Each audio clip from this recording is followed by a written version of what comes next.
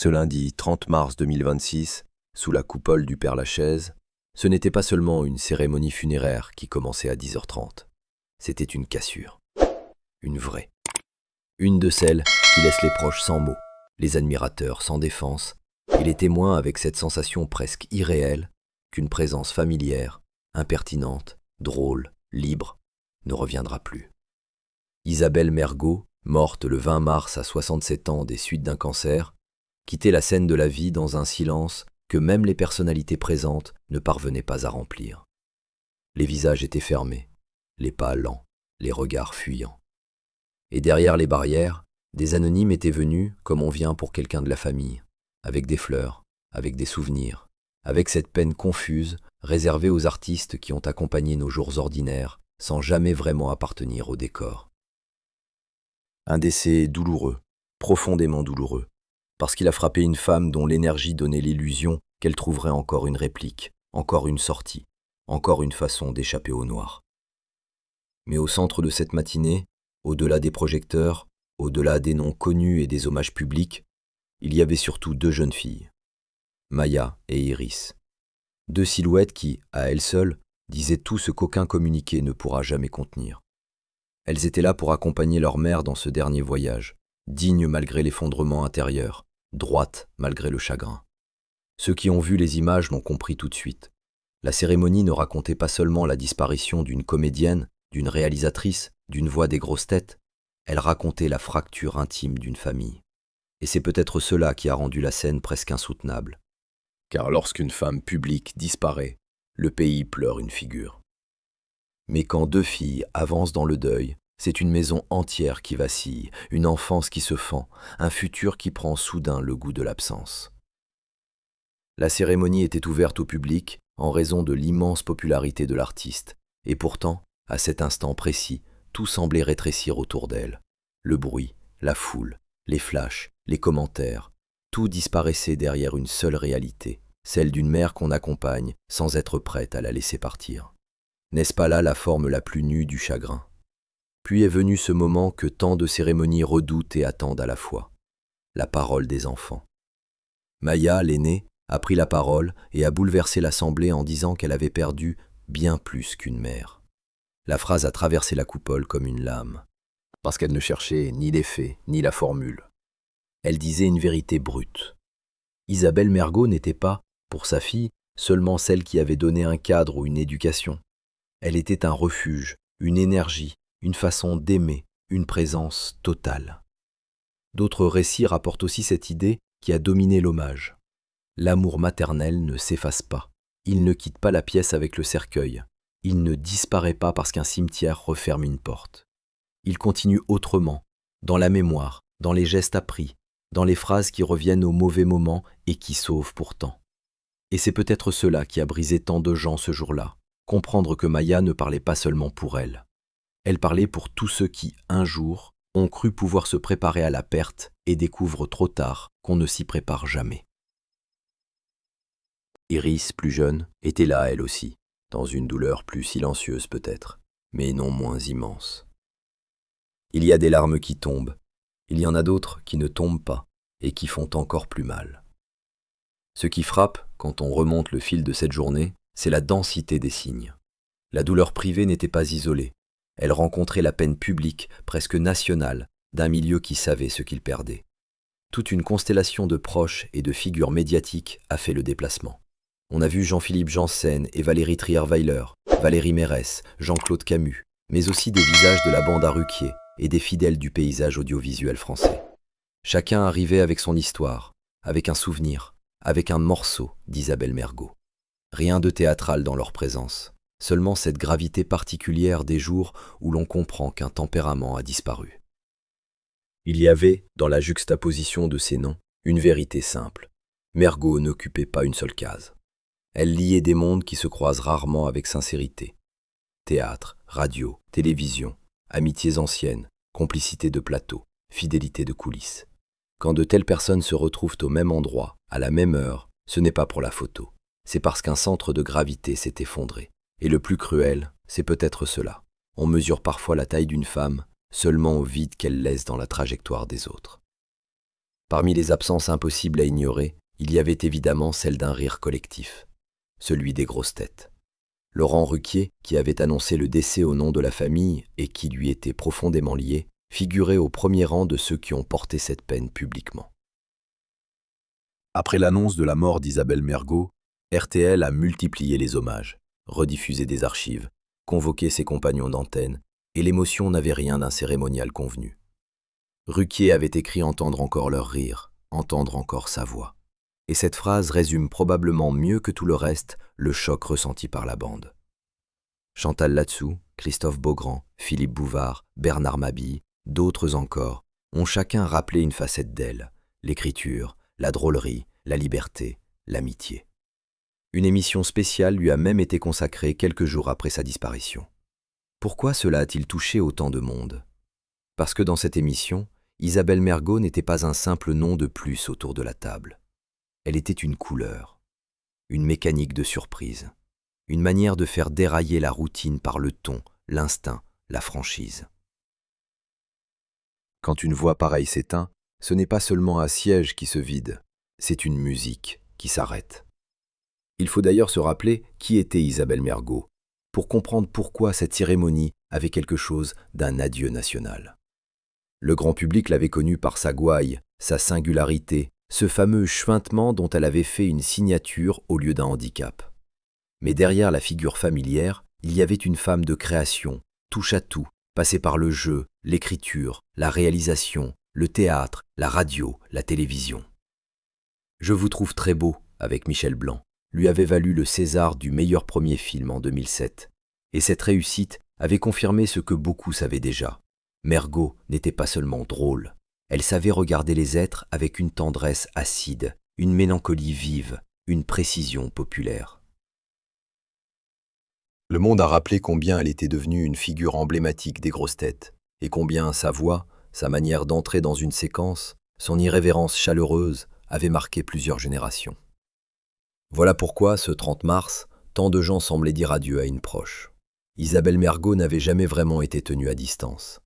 Elle avait cette rare faculté de donner l'impression qu'elle parlait directement aux gens, qu'elle ne passait pas par les filtres. Or, quand une personnalité publique paraît si proche, sa disparition devient presque une affaire domestique. Vous comprenez ce glissement? Une star disparaît, mais dans l'esprit des gens, c'est quelqu'un de chez eux qui manque. Et puis il y a la partie de l'histoire que les hommages éclairent à rebours, la maladie. Les informations publiques convergent sur un combat contre un cancer du poumon, mené pendant plusieurs mois, loin des grandes confessions médiatiques. Ce choix du silence raconte aussi quelque chose d'elle. On savait, depuis avril 2025, que son état de santé avait déjà provoqué l'annulation d'une date de sa pièce, Le Bracelet. À l'époque, cela ressemblait à une alerte, sans que le drame final soit encore lisible pour le public. Plus tard, ses proches ont évoqué un combat long, éprouvant, et certains médias ont parlé d'une atteinte métastasée au foie. Le plus vertigineux, dans ces cas-là, c'est toujours le décalage entre ce que le public voit et ce que l'intime endure. Sur les photos, sur les plateaux, dans les archives, la femme demeure vive, piquante, presque invincible. Dans l'ombre, le corps travaille déjà contre elle. Et c'est là que le récit devient insoutenable, parce qu'on comprend que les derniers mois n'étaient pas seulement ceux d'une artiste fatiguée, mais ceux d'une femme qui avançait avec la maladie, comme on avance avec une menace qu'on refuse de laisser dicter sa vérité. Combien de personnes ce lundi-là se sont demandé si elles savaient l'issue? Combien ont repensé à ces dernières apparitions avec ce sentiment déchirant d'avoir vu sans comprendre? Ce que l'on sait aussi, c'est que cette lutte a été entourée par un cercle restreint, parmi lesquels son ami de toujours, Jean-Louis Barcelona. Son nom revient souvent dans les récits des derniers jours, comme celui d'un proche qui était là quand la célébrité s'effondre et qu'il ne reste plus que le lien humain. Là encore, c'est un détail qui éclaire tout le reste. Les fins de vie célèbres fascinent souvent pour de mauvaises raisons. Celle-ci ramène à quelque chose de plus essentiel. Une femme malade, accompagnée par les siens, tentant de préserver ce qui pouvait l'être encore. Les proches ont décrit un combat courageux, et l'on comprend, en recoupant les éléments publics, que la souffrance n'a pas effacé la volonté. Peut-être est-ce cela qui a donné à la cérémonie son intensité particulière. Personne n'avait l'impression de dire adieu à une personne déjà retirée du monde depuis longtemps. Au contraire, on avait le sentiment d'une disparition encore chaude, presque irréelle, comme si l'esprit d'Isabelle Mergo était encore juste derrière la porte, prêt à lancer une vacherie tendre, un trait d'humour, une observation trop juste pour être confortable. C'est toujours cruel, une mort qui laisse cette impression de présence immédiate. On ne sait pas où poser la peine. Et pourtant, derrière l'image publique, il y avait une autre Isabelle Mergo, plus secrète, plus enracinée. Dans les années 1980, elle avait été la compagne d'Antoine Duléry. Cette histoire ancienne, revenue dans les hommages après sa mort, rappelait combien sa vie personnelle s'inscrivait dans une fidélité de souvenirs et de liens qui ne s'était jamais tout à fait dissous. Elle vivait à Pantin, dans la maison héritée de ses parents, une maison qu'elle avait refaite et qui représentait bien plus qu'une adresse, un territoire intérieur, un abri, presque une matrice. Cet ancrage en Seine-Saint-Denis, loin du cliché glamour qu'on associe trop facilement au monde du spectacle, dit quelque chose de sa vérité profonde. Mergo n'était pas une femme fabriquée par les apparences. Elle restait attachée à un lieu, à une mémoire, à une continuité familiale. C'est précisément pour cela que sa disparition produit un effet si particulier. Elle n'était pas seulement vue, elle était située, habitée, reliée. On imagine alors cette maison de Pantin après la nouvelle, ses pièces soudain trop grandes, l'écho des habitudes interrompues, les objets qui deviennent en une nuit des preuves d'absence. La célébrité ne protège pas de cela. Les maisons des artistes pleurent comme toutes les autres. Sa maternité, elle aussi, disait cette manière singulière qu'elle avait d'entrer dans la vie par le cœur plutôt que par le scénario prévu. En 2010, elle adopte Maya, née en 2009, une petite fille d'origine nigériane, dans le cadre d'une adoption simple qui laissait subsister un lien avec la famille biologique. Elle avait raconté être devenue mère par hasard, mais ce hasard-là ressemblait surtout à une décision d'amour, à un bouleversement choisi qui lui avait appris autre chose d'elle-même. Puis, peu avant sa mort, une seconde enfant, Iris, sœur biologique de Maya et plus jeune de 5 ans, était venue agrandir la famille. Les démarches n'étaient pas entièrement terminées, mais Isabelle Mergo avait lancé le processus pour qu'Iris porte à son tour son nom. Ce détail est déchirant, parce qu'il donne au drame une profondeur supplémentaire. Au moment même où la vie poursuivait son mouvement autour d'elle, le temps lui manquait. Il y avait encore des choses à protéger, à transmettre, à officialiser, à tenir. Voilà pourquoi la présence de Maya et Iris aux obsèques bouleverse autant. On n'y voit pas seulement 2 enfants endeuillés, on y voit aussi la trace la plus concrète de ce qu'Isabelle Mergo avait construit contre la solitude, contre les fatalités, contre l'idée qu'une existence d'artiste serait condamnée à n'être qu'une suite de rôles. Ses filles étaient sa plus forte vérité. Ce qui rend cette histoire presque insupportable, c'est le contraste entre l'ironie lumineuse de la femme et la brutalité de la fin. Une carrière faite d'esprit, de saillie, de proximité, et au bout, cette lente descente imposée par la maladie. Un entourage qui espère, une famille qui tient, des enfants qui avancent, et soudain, l'annonce officielle. Décès à Neuilly-sur-Seine, le 20 mars, après des mois de lutte. Rien n'est normal dans ces moments-là, même quand tout suit la logique médicale. Le public, lui, découvre d'un seul coup ce que les proches ont appris par étapes. C'est une violence particulière, celle des morts qui révèle après coup la part invisible des derniers mois. On repense alors à ses projets, à ses présences médiatiques, à cette pièce de théâtre dont une date avait dû être annulée pour raison de santé, et tout prend une autre teinte. Ce que l'on croyait n'être qu'un contretemps devient un signe. Ce que l'on imaginait passager devient l'ombre d'une bataille bien plus grave. Et l'on comprend que derrière la discrétion, derrière le refus probable de se laisser réduire à la maladie, Isabelle Mergo avançait déjà dans une zone de douleur que le public n'avait pas mesurée. La tragédie moderne tient souvent dans cela. Tout est visible, et pourtant l'essentiel reste caché jusqu'au dernier moment. La cérémonie elle-même a suivi un trajet qui semblait écrit comme une dernière page très française, presque littéraire. D'abord la coupole du Père-Lachaise, lieu de rassemblement, de paroles, de regards, de mémoire offerte à tous. Puis le départ vers le cimetière de Montmartre, où Isabelle Mergo devait être inhumée. Plusieurs récits rapportent qu'elle reposerait près de son auteur favori, Sacha Guitry, son idole. Il y a dans ce détail quelque chose de profondément émouvant, comme si, même dans la mort, elle retrouvait un voisinage d'esprit, comme si la femme de théâtre, de plumes et de répliques, allait rejoindre un panthéon intime plus qu'un simple carré de pierre. Vous sentez la puissance symbolique de cette image ? Une artiste populaire, aimé pour son franc-parler et sa liberté, quitte le Père-Lachaise sous les larmes du monde médiatique et rejoint Montmartre, terre d'écriture et d'insolence. Ce trajet dit presque tout d'elle, le peuple d'abord, les mots ensuite, l'indépendance partout. On enterre un corps, oui. Mais on met aussi en place un décor de mémoire. Et dans ce décor, tout compte. La distance, le lieu, les noms voisins, le sens qu'ils donnent aux survivants pour continuer à raconter. Il faut aussi parler des anonymes, parce qu'ils ont donné à cette matinée sa densité humaine. Les obsèques étaient ouvertes au public, et selon des récits de presse, plusieurs centaines de personnes se sont rassemblées pour dire au revoir à Isabelle Mergo. Ce chiffre n'est pas un détail. Il dit qu'au-delà du cénacle du spectacle, au-delà des confrères et des amis célèbres, une foule de gens ordinaires s'est sentie concernée, atteinte, obligée de venir. Pourquoi vient-on à l'enterrement d'une artiste que l'on n'a jamais rencontrée? Pour remercier sans doute, pour déposer quelque chose, pour fermer une histoire commencée devant un poste de radio, une télévision, une scène, un film. Les fans ne pleurent pas tous de la même façon, mais ils viennent souvent pour la même raison. Reconnaître que certains visages les ont accompagnés dans des moments où personne ne les regardait.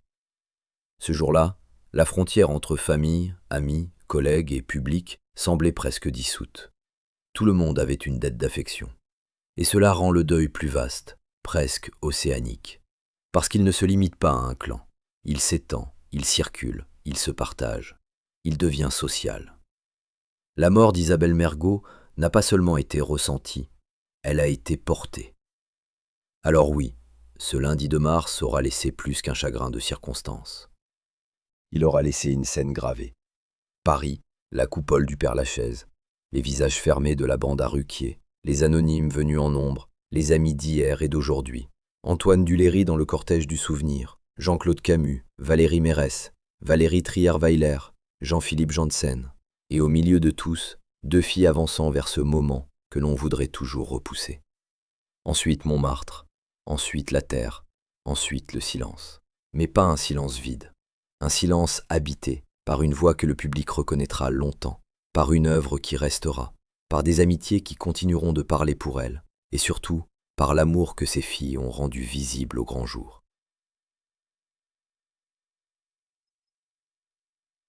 C'est peut-être cela, au fond, le vrai dernier hommage.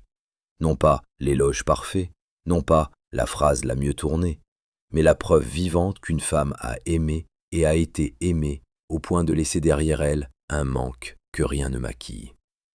Isabelle Mergo est partie, et la douleur a ruisselé sur les visages.